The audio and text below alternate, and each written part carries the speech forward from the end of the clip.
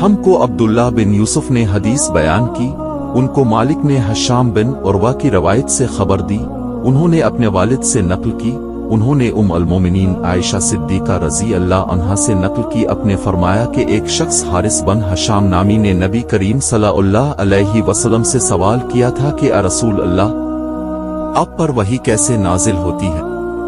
आप सल्लल्लाहु अलैहि वसल्लम ने फरमाया कि वही नाजिल होते वक्त कभी मुझको घंटी की सी आवाज महसूस होती है और वही की ये कैफियत मुझ पर बहुत शाद गुजरती है। जब ये कैफियत खत्म होती है तो मेरे दिल और दिमाग पर इस फरिश्ते के जरिया नाजिल शदा वही महफूज हो जाती है, और किसी वक्त ऐसा होता है कि फरिश्ता बशक्ल इंसान मेरे पास आता है और मुझसे कलाम करता,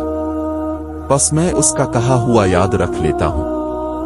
आयशा रजी अल्लाह अन्हा का बयान है कि मैंने सख्त कड़ाके की सर्दी में नबी करीम सल्लल्लाहु अलैहि वसल्लम को देखा है कि अब सल्लल्लाहु अलैहि वसल्लम पर वही नाजिल हुई, और जब इसका सिलसिला मौकूफ हुआ तो अब सल्लल्लाहु अलैहि वसल्लम की पेशानी पसीने से शराबूर थी।